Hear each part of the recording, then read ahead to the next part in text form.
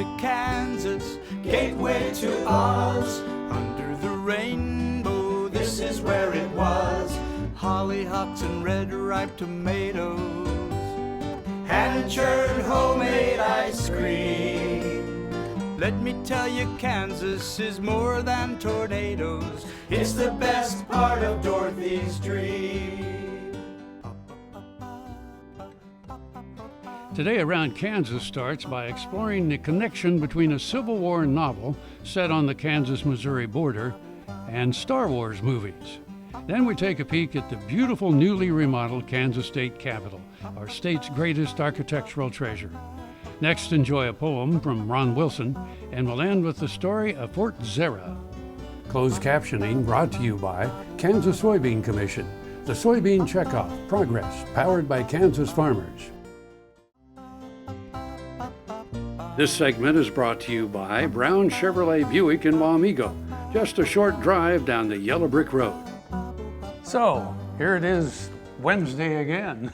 First Wednesday of the new year. First Wednesday of the new year, good grief, 2016. But you know how many minutes now the sun sets later, so we're on our way to spring. Isn't that great? That's a great way to think about it, Frank. Yeah, Yep. You're in the dead of winter. Yeah, but yeah, the shortest days are over. Yes, they are now. That's good. So did you make any New Year's resolutions? Yeah, to see 2017. I never believed I'd see 2016. So yeah, this is 2016. It sounds like Star Wars, which we'll talk about later, you know, and all those science fiction things we watched as kids, you know, what the world would be like, you know, in 50 years or whatever, and here we are, and, you know, and we don't quite have hovercraft, but we do have, like, we've got laser beams, and, you know, And Dick Tracy's wrist radios. Exactly. I mean, it's a reality now. It's a reality now. Yeah, isn't that funny? Well, and you know, not Star Wars, and Star Trek, you know, the communicators. Well, I mean, think about it. The flip phone. And the thing is, I mean, the ideas, you know, so many ideas actually start with science fiction. But the thing is, a lot of the science fiction writers are scientists. And so they dream a little bit and put it into stories. And just the imagination, you know, the whole concept of writing fiction is what if. You know, every story starts with what if. What if we could be teleported? What if we could just speak to a device and talk to somebody on the other side of the world, you know? And it all starts with that what if. And if you can imagine it, what is it, Napoleon Hill, is that the motivational speaker? You know, if you can think it, you can conceive it, you can make it happen. And I guess that's true. Well, you know, even and going back to Star Trek, you know, they had that little insignia there, and they would touch it and speak. Well, you know, Bluetooth, same thing. Isn't that amazing? It is amazing. It is amazing. When we were watching that, you know, like when Star Trek first came out, you know, and I was a kid, and you'd see those things, and you're like, wow, that's incredible. That's incredible, and now we've got it. And the scans. Remember when Bones would do the scan over the body to tell? And when that was so far fetched, it was just. And what do we have now? We've got CT scans. We've got all that stuff too. Yeah. The teleporting we haven't quite gotten that. Well, there is a group of scientists that I can't remember what they sent from one place to another, but I mean, it's really minuscule right now, but everything held together. So yeah, we're not too far away from that. Yeah. See, now that's my dream, you know, to just, you know, take me to the beach now. Beam me up, Scotty. Now we'll see things like telephone booths again, so you can jump in Teleport. this one. And teleport to somewhere else. Oh, kind of like, here we go. Yeah, kind of like in the, what's the other thing where they pick up the phone? Matrix. Oh, yeah. Get me out of here. So anyway. Boom, there you have it. Okay, we've had enough fun. We need to do some stories, I think, today. But we're gonna have some fun stories for you. So a great way to start the new year. We'll be right back.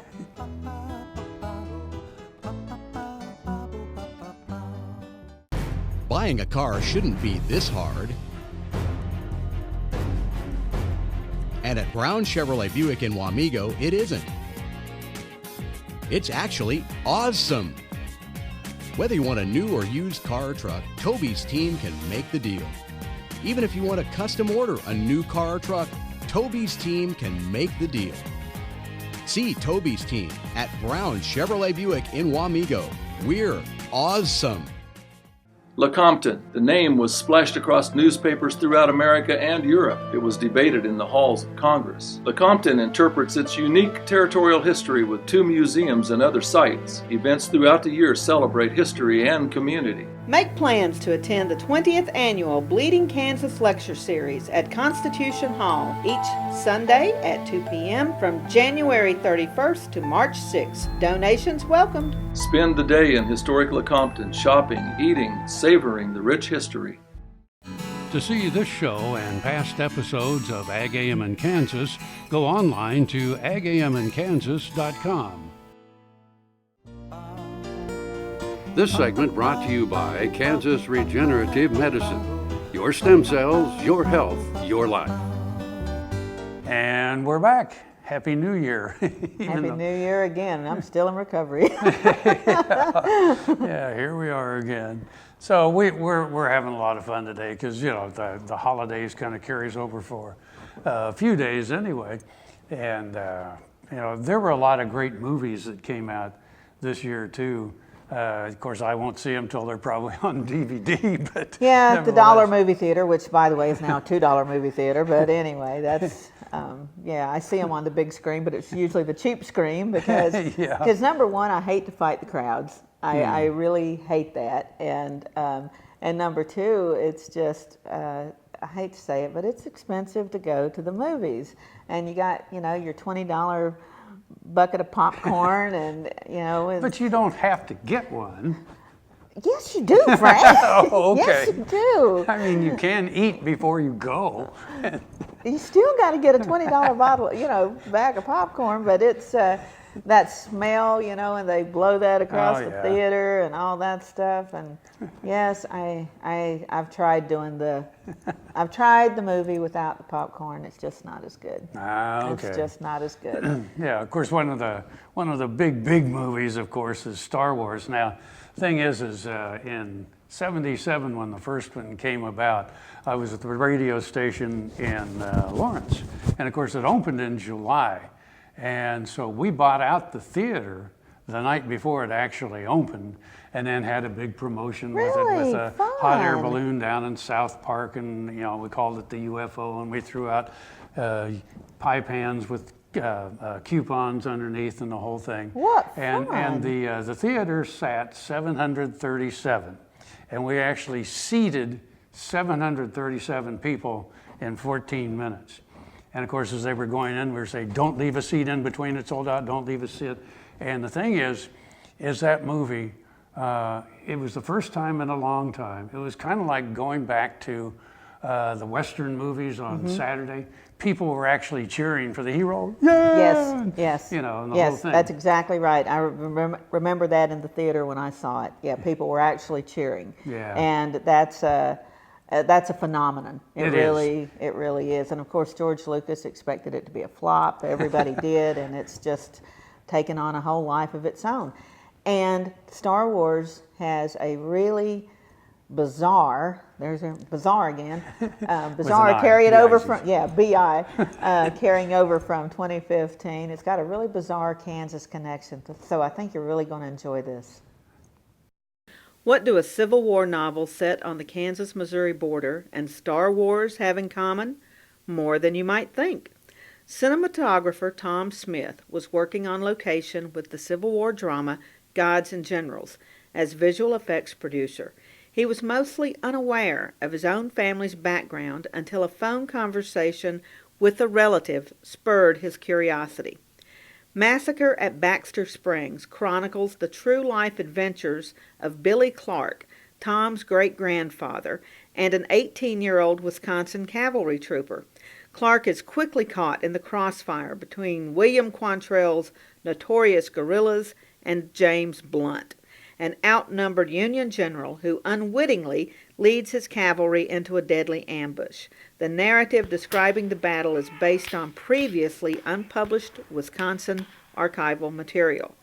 For Tom, this foray into writing fiction was a real departure from the outer space settings of much of his work in the film industry. Working with George Lucas at Industrial Light and Magic, he had overseen the visual effects for a couple of the Star Trek movies, E.T., Indiana Jones, and Poltergeist. He also worked on Star Wars II, The Return of the Jedi. Hailing from Illinois, Smith was a 1960 graduate from the Northwestern University, and upon graduation went to Europe to study film in Paris before a 3-year stint in the U.S. Air Force. In 1965, following his service, Smith joined Encyclopedia Britannica Educational as a writer-director, making films. By the time he joined Industrial Light and Magic, he had already made 60 of these. One of his last ones during that period, Solar System, catching the eye of George Lucas. Tom lives in Hollywood, but has visited Kansas many times, researching, speaking to Civil War roundtables, and attending the 150th anniversary of the Baxter Springs battle. Perhaps we should re-examine our history. Maybe the force was with General Blunt that day in 1863 when Quantrell attacked, and he somehow managed to escape.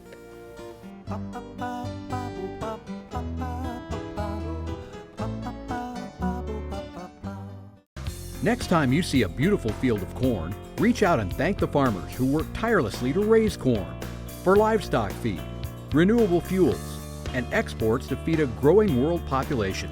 The farmers on the Kansas Corn Commission work for Kansas Corn with grower-funded checkoff dollars that support foreign and domestic market development, research, promotion, and education to expand opportunities for Kansas farmers.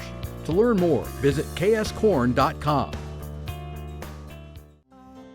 Around Kansas, brought to you by Santa Fe Trail Meats in Overbrook, or visit us online at sftmeats.com.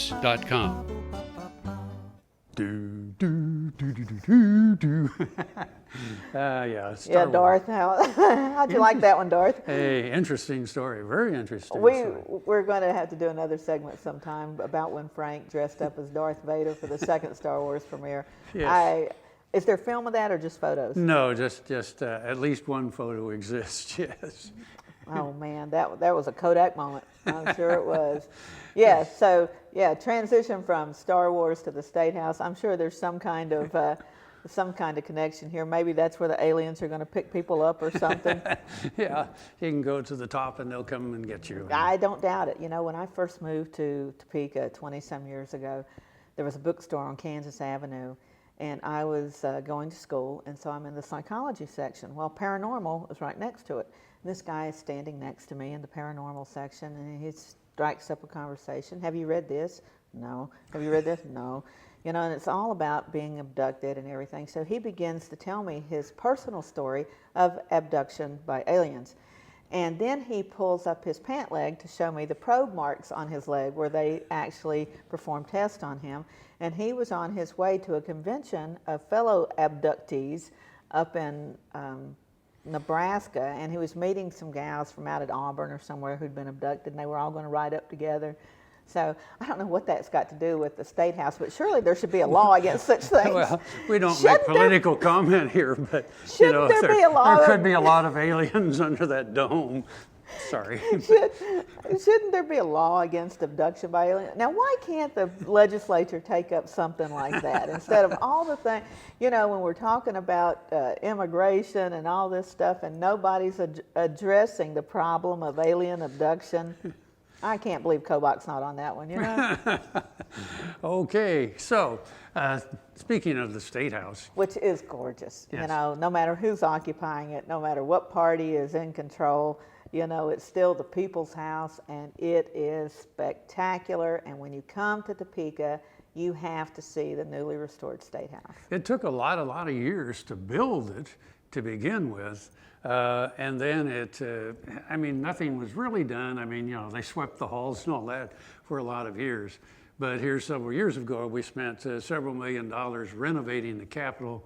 And if you come and see it, you will say it was worth every bit of it. It was well worth it. It was. I mean, I know there was a lot of controversy about it, but that is the people's house. It really is. It's not a monument to big government. It's a monument to self-government, which Kansas is all about, you know, and the people having a voice And that State House just manifests that. It's spectacular. So, I will tell you a bit about the Kansas Capitol. The Kansas State Capitol is considered the state's greatest architectural treasure.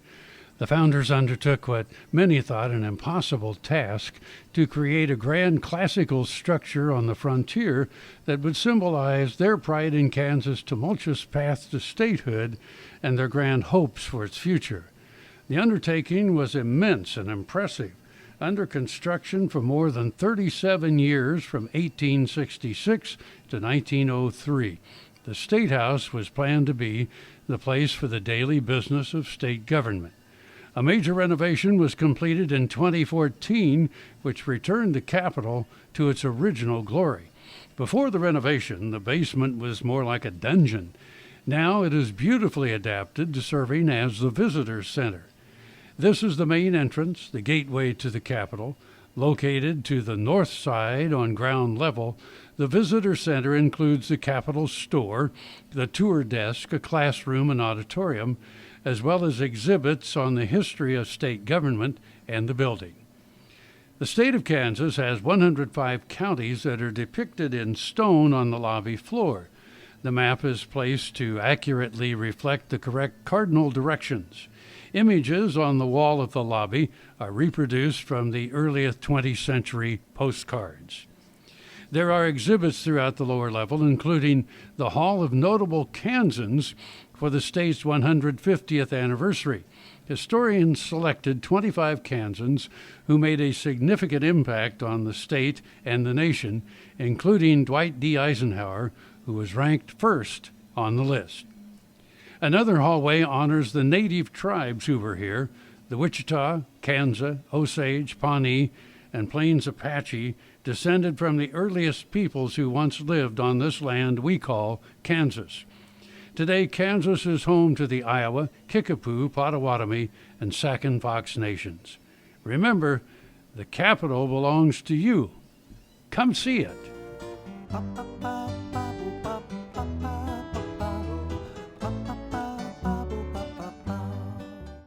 Soil is the life of a farm, and for 25 years, SureCrop Liquid Crop Nutrition has helped growers produce abundant quality crops while preserving and improving the soils they steward. SureCrop offers complete soil and plant analysis with cropping recommendations, delivery direct to your on-farm storage, and quality crop nutrition custom blended for your field. Choose SureCrop for the assurance of excellence for your soil. Call today or visit their website for more information. Valley Vet Supply is devoted to providing information and professional quality products at reasonable prices. Valley Vet Supply. This segment brought to you by Kansas Grain Sorghum, growers working together. Find out more at kansasgrainsorghum.org. Years ago, we had a bad fire here at the ranch when our daughter was little. We lost an entire machine shed, and it was a traumatic experience for her. I wrote this poem about that day. It's titled, You Have to Cowboy Up. Daddy, what do we do? My little girl said as we stared at the burning remains of our shed. The machine shed on our ranch had just gone up in flames with the tractors and trailers and wagons it contained. I looked at my daughter as she cradled her scared pup and said, at times like these, you have to cowboy up. You have to be strong. You have to be tough. You can't let hard times get you down facing this stuff. When you get bucked off, pick yourself up off the ground and get back on that horse to try another round. And if life gives you lemons, you just can't be afraid. Turn a negative into a positive and make some lemonade. Yes, we've lost our old machine shed, but that opens up some space. We'll be able to rebuild something better in its place. But Daddy, my daughter said with tear-filled eyes, think of all the work you did on those things inside. Yes, I said as I thought of what we faced. It is a loss, and there are things that just can't be replaced. But things are still just things. They're not the people that we love. We still have many blessings, thanks to the good Lord up above. So I held my daughter close as I drained my coffee cup and said, be brave, my little one. You have to cowboy up. Happy trails. I'm a patient of Kansas Regenerative Medicine in Manhattan. I had stem cell therapy in my hips and my left knee. My wife and I both are patients. We went down there the same day in November. Since then, my hips are feeling a lot better. I can work now most of the day if I want to. And before, if I worked in the morning, I was done in the afternoon, or if I worked in the afternoon, I was sure enough done for the rest of the day. Kansas Farm Bureau, the voice of agriculture, represents grassroots agriculture. The state's largest and most powerful farm organization stands up for its members through leadership development, agriculture education, legal defense, environmental advocacy, farm safety, and risk management. Members also enjoy money-saving benefits. To join our organization today or to learn more, go to www.kfb.org or find us on Facebook and Twitter. Around Kansas, brought to you by Kansas Farm Bureau, the voice of agriculture. Go to kfb.org or find us on Facebook and Twitter. Well, didn't you enjoy seeing the State House? I mean, it's really gorgeous. Really gorgeous. Good job, Frank. Oh, thank you. Now, I want to go back to, remember the story earlier in the show about my friend Tom Smith and the attack on the soldiers at Baxter Springs by Quantrell's men? Well, this next site, Fort Zarah, have you ever stopped at Fort Zarah? No. Yeah, it's just a picnic table now. But it's just outside of Great Bend. But Fort Zarah has a connection to the massacre at Baxter Springs, which is really interesting. And it just reminds you, I've always loved the story of Fort Zarah. My friend Michelle Martin and I wrote the book, Kansas Forts and Bases, and we talk about Fort Zarah. We argued over who was going to write about that. And Fort Zarah is only there for a short time. Like I said, there's nothing but a picnic table there now. So why would that be so fascinating? And we really did. She won. She beat me on that one. We arm wrestled or something, and she beat me on who got to write about Fort Zarah. But it's just got such a rich story. And what makes it so rich, I think, is like so many things in history, is all the connections.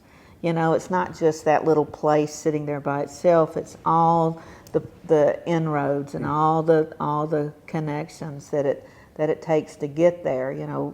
Literally and figuratively, all the meaning that it takes on. So I have to say, Fort Zarah, the story of Fort Zarah, is one of my favorite stories in Kansas history. Let's take a look. The attack was unexpected and the troopers unprepared. Lulled into a false sense of security by the sight of Union uniforms, General James Blunt and his men never imagined the men that galloped toward them would be their undoing. When the shots rang out, the surprised Union troops scrambled to return fire. With the fog of war settling around them, Major H. Zarah Curtis fought until unhorsed. Taken prisoner, the son of General Samuel R. Curtis died at the hands of William Clark Quantrell's men at the Baxter Springs Massacre in October 1863. Newspaper accounts reported it was the largest funeral procession ever seen in his hometown of Keokuk, Iowa. By 1864, General Curtis was in command of Union forces in Kansas. Charged with protecting Kansas from Confederate invasion, Curtis also had to face the threat of Native American attacks in the western regions of the state. To aid in the protection of western Kansas, a camp was established 30 miles east of Fort Larned along Walnut Creek. Constructed of earthen dugouts and tents on a high creek bank, the post initially received its orders from Fort Larned's commanding officer. Called Camp Dunlap originally, the general renamed the outpost Fort Zarah in honor of his slain son. It later became an independent post with substantial limestone buildings. As the Civil War was winding down and the Indian Wars were heating up, the 2nd Colorado Cavalry was stationed at Fort Zarah. By 1869, the post was deemed obsolete. An historic marker and picnic tables offer a wayside retreat near the location. For more information, stop in the Barton County Museum nearby in Great Bend. Well, another fun day here on Around Kansas, so we'll see you next week. Until then, I'm Frank. I'm Deb. And we'll see you somewhere around Kansas. Welcome to Kansas, gateway to Oz, under the rain. Closed captioning brought to you by Kansas Soybean Commission. The Soybean Checkoff. Progress. Powered by Kansas farmers. Ice cream. Let me tell you, Kansas is more than tornadoes. We're the best part of Dorothy's dream. We're the best part of Dorothy's dream.